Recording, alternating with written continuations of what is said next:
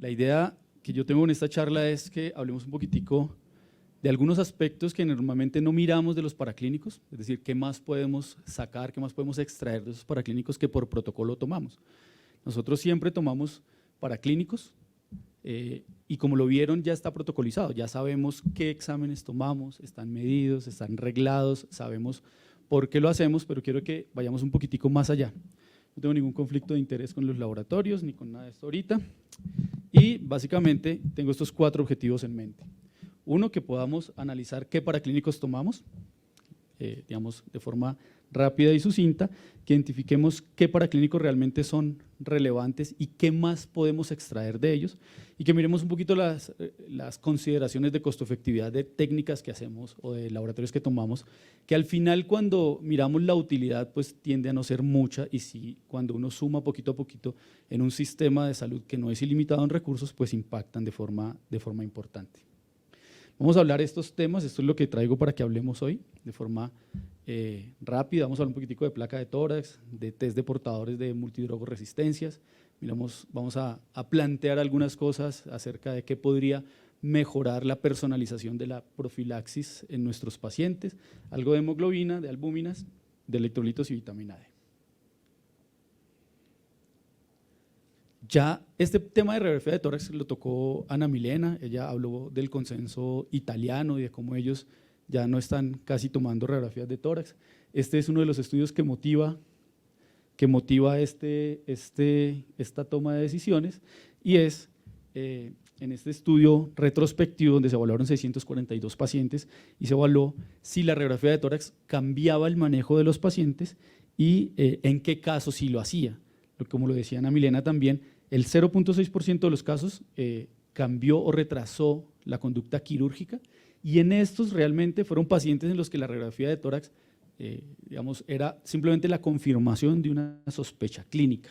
Es decir, el paciente que clínicamente cuando uno lo ve, cuando uno lo interroga, tiene ya confirmado o en nuestra sospecha diagnóstica que tiene una complicación adicional, que tiene neumonía, por ejemplo, es el paciente en el que uno podría pensar que tendría una utilidad para confirmar el diagnóstico que tenemos. Pero como vemos, realmente no es necesario, es una buena muestra y hoy por hoy digamos que ya no necesitamos tomar radiografías preoperatorias si no hay juicio, o sea, no hay algo que clínicamente lo amerite. Deberíamos hacer test de resistencia bacteriana, este es un punto bien importante, quizá el registro más grande o el más importante de los que están publicando ahorita son la gente del Reino Unido, en los cuales ellos toman muestras de pacientes previos a llevarlos a cirugía y con eso logran identificar qué pacientes tienen beta-lactamasas o qué pacientes tienen MRSA. Y eso es un salto importante porque estamos dando una profilaxis personalizada. Eso sería digamos, una buena práctica clínica. El tema es costos, el tema es cómo hacerlo en el tiempo para que no se nos salga. ¿Listo? En el Reino Unido ellos han mostrado que esa estrategia ha disminuido la tasa de infecciones posoperatorias que se dan. Entonces ellos logran determinar a quienes les dan, por ejemplo, deicoplanina o un antibiótico que tenga actividad contra MRSA. La recomendación general es que, digamos, uno tendría que ajustarse a la incidencia local, a qué tenemos acá en nuestro hospital, que el test no retrase la intervención quirúrgica, ¿listo? Y otros planteamientos que se hacen es si deberíamos darle profilaxis de mupirocina a todos. Yo creo que la respuesta es no, ellos lo dejan planteado y creo que deberíamos ir hacia una medicina más personalizada y no más del protocolo general para todos en este aspecto. Hay una cosa interesante, hay unos estudios nuevos, no los traje ahorita, pero ya con modelos de inteligencia artificial se está pudiendo hacer detección de resistencia bacteriana previo a que pasen por los automatizados, es decir, por el BITEC, por el microscan, en los sistemas de detección de perfiles de resistencia. Esto acorta los tiempos del reporte en 24 a 36 horas incluso. Este sería una buena estrategia si pudiéramos implementarla, donde pudiéramos tener un sistema automatizado que nos reporte en las primeras 18 o 24 horas el perfil de resistencia. Esto ya se está haciendo, ya hay hospitales en el mundo donde tenemos cultivo, o sea, tenemos el primer crecimiento del aislamiento en agar a las 18 horas y a las 18 horas, 5 minutos, tenemos el reporte de si ese paciente tiene qué bacteria y cuál es el perfil de resistencia con una tasa de correlación con el cultivo por encima del 96%. Esta sí sería una estrategia interesante para hacerlo. Por ahora creo que estamos un poquitico fuera del alcance para no retrasar los pacientes y para no cambiar el protocolo de manejo que llevamos ahorita. Otra cosa que uno se cuestiona es si debería tomarle gases arteriales a todos los pacientes. Es una práctica frecuente, lo vemos que en urgencias cuando el paciente llega desaturado se pasa a toma de gases arteriales. La realidad es, hay varios estudios, este es un estudio relativamente nuevo, este es del 2020, donde se cogieron dos grupos de pacientes, se miró una cohorte retrospectiva donde tenían 1.123 pacientes y se evaluó si la gasimetría arterial predecía complicaciones en el posoperatorio, como ejemplo, la neumonía posoperatoria. La verdad es que cuando se hace el modelo estadístico, pues tiene un rendimiento relativamente aceptable, no es tampoco pues la locura, el área bajo la curva que logra, pero sí tiene una fuerte correlación para predecir qué pacientes van a hacer neumonía. El tema es que es doloroso, molesta, es incómodo para el paciente y la misma información la podemos obtener de una pulsoximetría. Entonces, hoy por hoy la recomendación es en contra del toma de esto, a menos que necesitemos información adicional de la gasimetría que no nos la da el pulsoxímetro, es decir, equilibrio ácido-base o demás. Si tenemos otras sospechas, si queremos ver el impacto hemodinámico en el paciente, si queremos saber si está hiperlactatémico, si queremos saber otras variables, sería interesante tener el resultado. Si es solamente por hipoxemia, no debería, digamos, no hay justificación para estar tomando gasimetría arterial. Este es el área bajo la curva que les decía, pues tiene realmente un rendimiento modesto, tampoco es la gran cosa. En cuanto al hemograma, ¿qué cosas nos pueden servir? Una, la hemoglobina, como lo decía ya la doctora Sanín, nosotros tenemos ya establecido un protocolo de qué pacientes se transfunden, en qué momento, con qué umbrales de hemoglobina, claro, con la salvedad de que todo se mira a la luz del paciente que tenemos al frente, de sus comorbilidades y de la condición clínica.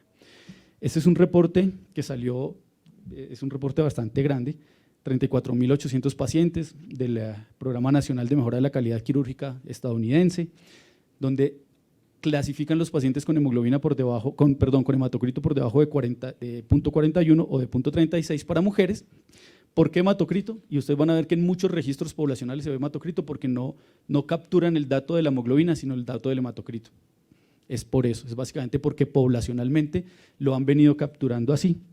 De esos, el 65% presentaban anemia, y una cosa interesante es ver cómo la anemia sí predice mortalidad a los 30 días.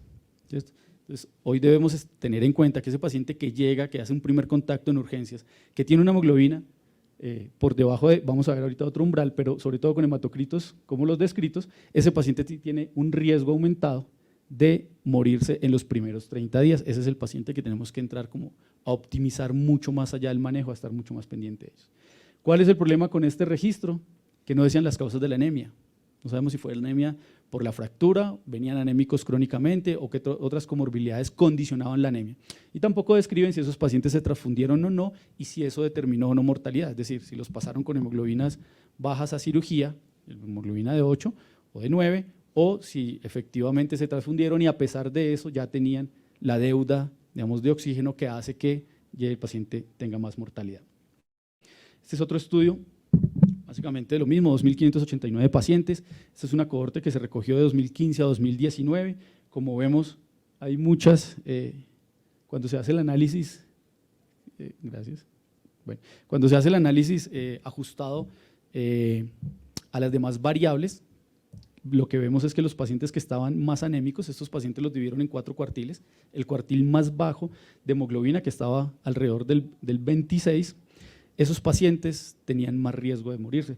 Esto me parece interesante porque es un seguimiento a más meses, como ustedes los pueden ver, esos pacientes los seguían a 80 meses y vemos cómo los pacientes que tenían hemoglobinas abajo del 29, realmente, tenían un hematocrito abajo de 29, tenían un riesgo muy aumentado para morirse. Y para morirse, es decir, le condiciona riesgo no solo en el operatorio, en intrahospitalario, sino también en el largo plazo a los 80 meses. ¿Qué más nos podría servir del hemograma? Ahorita hay mucha literatura que está empezando a salir sobre la relación neutrófilo-linfocitos, básicamente porque nos habla de una relación de qué tan estresado y qué tan inflamado está ese paciente producto del trauma o qué tan estresado o inflamado viene de base y se le suma ahora un nuevo trauma. No les traje muchos porque realmente los estudios hasta ahora están empezando a salir, hay estudios contradictorios, pero pareciera, ¿sí?, la gran mayoría de los estudios, que es un fuerte indicador del paciente que tiene más riesgo de morirse, incluso más riesgo de hacer delirium, más riesgo de hacer otras complicaciones intrahospitalarias. Albúmina, este es otro que tomamos muy frecuente. Nosotros, como usted les decía, tenemos ya protocolizado esto y creo que en los otros centros ortogeriátricos que nos acompañan acá también lo tienen todo protocolizado. Y la albúmina es un fuerte predictor de mal desenlace, ¿sí? El paciente que viene hipoalbuminémico, que ya viene con una desnutrición que ha hecho una consecuencia bioquímica, pues miren cómo intrahospitalariamente aumenta la mortalidad, pero también en el seguimiento hasta 1200 días aumenta la mortalidad de forma importante. Entonces, identificar esos pacientes hace que nosotros podamos tener una estrategia mucho más agresiva, como decía Ana Milena, en un comanejo con otros servicios, con nutrición, por ejemplo, para impactar de forma importante en ese paciente, ¿vale? Fósforo, y nosotros tomamos fósforo como medida de la evaluación del perfil fosfocálcico. Todos les evaluamos la PTH, vitamina D, evaluamos fósforo y demás. Pero ¿qué más nos podría ayudar el fósforo? Y esa era una pregunta que yo me hacía cuando construía la charla, y es, fuera de mirar todo el perfil fosfocálcico y lo que es implicaciones que vamos a hacer, ¿sirve para algo más? Pareciera que sí. Miren, este es un estudio, como pueden ver los autores, es un estudio chino, ¿vale? Es un estudio bien interesante donde ellos correlacionan, ellos cogen los pacientes, les toman el fósforo al ingreso y toman el Doppler al preoperatorio. Lo que encuentran es que los pacientes que vienen hipofosfatémicos, eso ya sabemos que es un riesgo de morirse. Hoy por hoy sabemos que entrar con hipofosfatemia a la unidad de cuidado intensivo predice como un 30% más de probabilidad de muerte, pero también nos predice que pacientes pueden tener trombosis venosa profunda que no estaba clínicamente evidente. Y ellos lo plantean como que, claro, hay que ampliar la muestra, hay que hacerla, digamos, un poco más, el diseño metodológico hay que pulirlo un poquito más, pero nosotros sí tenemos a veces muchas dudas de qué pacientes pasamos a Doppler antes de la cirugía o no. Entonces lo hacemos por protocolo, como decíamos. Entonces decimos, el paciente que lleva más de 8 días de fracturado, que hasta ahora llega a la fundación, ese es el paciente que antes de operarlo le hacemos un Doppler, miramos si tiene TBP, lo vamos a llevar a un filtro de vena cava. Pero este quizá es una luz que podríamos empezar a explorar de esos pacientes, mirar el fósforo, y si el fósforo está bajo, probablemente ese paciente sí hay que hacerle un Doppler previo a esto, porque nos puede predecir qué pacientes van a terminar con trombosis. Lo cierto es que la causalidad, la asociación biológica de cómo se correlaciona la hipofosfatemia con la TBP no está muy clara, hay muchas teorías, pero digamos que ahorita no lo tenemos tan claro. Vitamina D, después de pandemia esto se volvió un boom, ¿no? Entonces ahora hay un montón de estudios de vitamina D que han venido mostrando cosas interesantes.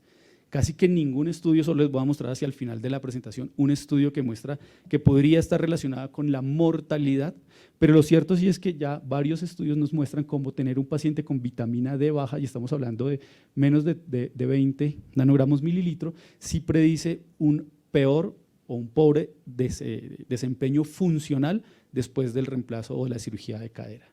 Y eso es bien importante medirlo. Nosotros estamos aquí planteándonos también la opción de poder empezar a investigar estos puntos de corte que para nosotros podrían predecir qué pacientes van a terminar en peor desenlace funcional.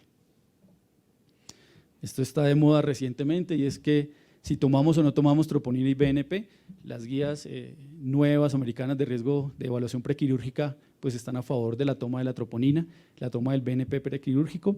Eso lo estamos empezando a hacer en fundación, digamos que estamos adaptándonos a ese nuevo entender de cómo evaluar estos marcadores. Cosas importantes a tener en cuenta es que nosotros no buscamos el infarto, salvo que clínicamente lo amerite el paciente. Es decir, el paciente que está en su casa o en la calle, está caminando, tropieza, cae, se fractura, llega con una troponina elevada, eso nos muestra riesgo, nos va a dar una predicción del riesgo de ese paciente. ¿Listo? Diferente al paciente que está caminando, se coge el pecho, se pone pálido, se siente ahogado, hace dolor, hace síncope y se fractura. Ese paciente probablemente sí, en el contexto de esa troponina elevada, está haciendo un síndrome coronario. ¿Qué es lo otro importante? Que el BNP, es decir, ninguno de estos dos nos retrasa el tiempo a la cirugía, ¿cierto? Pero que el BNP sí tiene un doble propósito, plantean las guías. Uno, es encontrar muchos pacientes que tienen falla cardíaca, ¿cierto? Subsindromática, que no han sido diagnosticados y que eso sí nos va a hacer que en el posoperatorio nosotros optimicemos el manejo de esos pacientes en falla cardíaca. Y dos, pues que nos va a permitir tener un marcador base para el seguimiento de ese paciente, ¿vale?